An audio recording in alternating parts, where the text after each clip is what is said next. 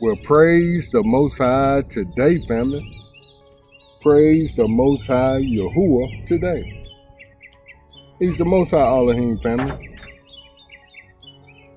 He goes by the name of Yahuwah Sabaoth, which a lot don't know him by that name, and they don't want to. But they about to. They about to see him stand up in his office. And as the text says, most of them are going to run and hide and try to have the mountains fall on them. Say mountains fall on us. We don't want to look at his face. We know what he looking like. His eyes are red as fire. He got an iron scepter in his hand. Saying, why you treat my people this way? Uh-oh. Yep, that's what the text says. He's coming to judge them for how they treated his people. But that's Yahuwah Sabaoth. Yeah, we all have to stand up in offices that people don't expect us to stand up in at times and be who we are, especially who he made us to be. His namesake. Hallelujah. We jumping all into our idea prematurely. Let me first say I hope everyone is well, and like myself, you're able to get out and enjoy this day. Getting yourself in some fresh air, some sunshine, and the Most High willing, some good exercise. If those things are in your neck of the woods, we have all three today. Hallelujah. It's a gorgeous day here in the Carolinas, family. The birds are out singing. I haven't seen any squirrels running around yet. I'm sure they're about to. We're out here a little earlier today. The Most High got me up early with a grand idea. And it was so magnificent how he gave it to me. And let's give the title. My namesake, it shall accomplish what I please. And that's a play on the script. My word that proceeds out of my mouth, it shall accomplish what I please. And prosper in what I send it out for. There goes squirrel. And it will not come back void. Hallelujah. Family, the Most High gave me this idea last night, but the namesake part of it, he affirmed this morning. Because I was stuck on that part we just read. It shall not come back void. I mean, it shall accomplish what I please. And it's all about what he pleased, family. As we're going to see here in this study, this idea. Since I was on that fast, family, I got off coffee, which was a major hurdle to overcome. And I'm drinking green tea and lemon and honey. And it's a profound difference. Not only how it makes you feel, but the effects it has on our bodies. Hallelujah. Let's get into this idea. My namesake, it shall accomplish what I please. And notice we left it at it shall accomplish, because we're still referring back to the word. As we were saying here, the word namesake refers to any person or thing that was purposely given the same name as another.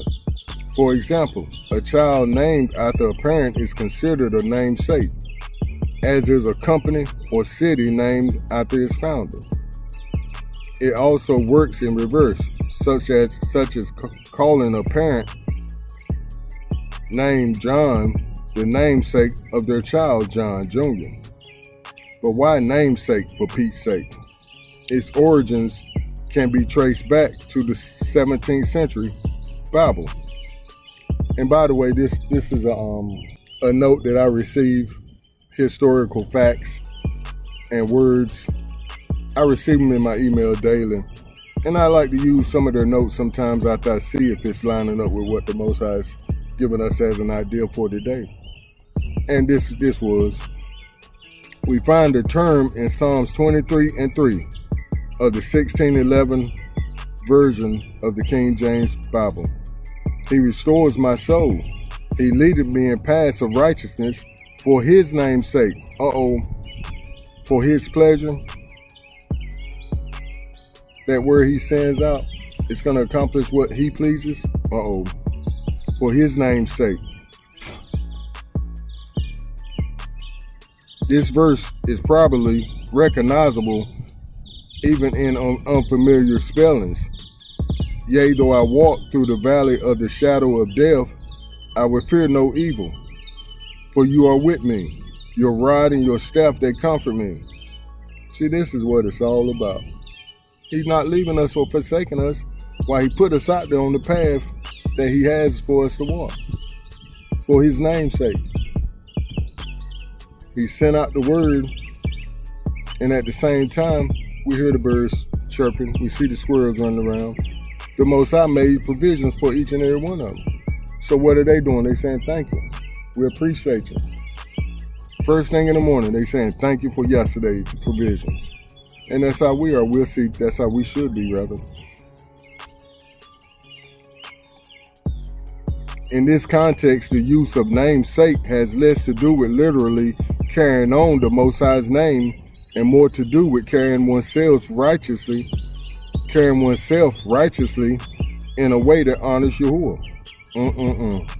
In this context, the use of namesake has less to do with literally carrying on the Most High's name and more to do with carrying oneself righteously in a way that honors Yahuwah. Hallelujah.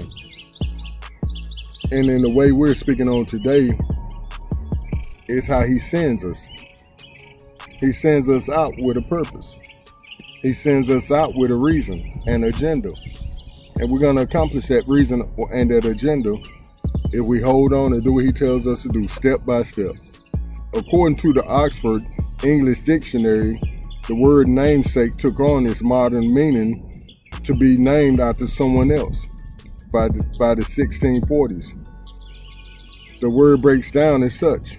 Namesakes are named for the sake of, meaning the purpose of another. So if a person is named after their father, for an instance, they may be expected to live in a way that honors the reputation of their patriarchal ancestry. That means some serious explaining for a lot of folks, don't it, family? Some serious explaining. Hallelujah.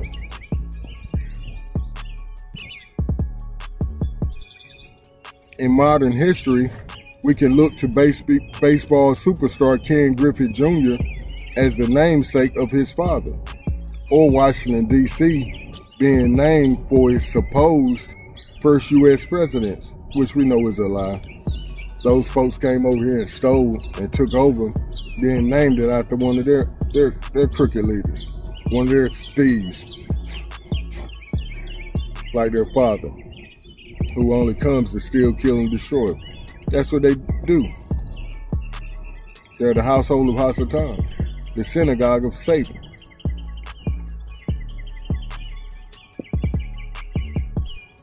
In these cases, the namesakes, I left it in there for the meaning of namesakes. In these cases, the namesakes pay homage to those who came before and carry on their legacy. Just like we said, they carry on the legacy. One generation after generation, killing, stealing, and destroying. That's who them folks are. Let's take away from this short article that the use of namesake has less to do with literally carrying on one's name and more to do with carrying oneself righteously in the way that honors the name being carried. The word or namesake became flesh. And we see this in Isaiah 55 and 11. So shall my word be that goes forth from my mouth, or my namesake go forth from my mouth. It shall not return to me void. But it shall accomplish what I please. It's going to do what I want to. Yea, even though I send it down through the valley of the shadow of death, I'm making it into the individual I want to carry on my name. Because this is what it's going to take for this individual to see that they're my namesake. How I take them down through there and deliver them. How I take them down through there and take off the mess that's on them, because they're going to be born into sin and shaped into iniquity. Thank you, Pop. We'll say that. And just like with Adam and Eve, we got to be very careful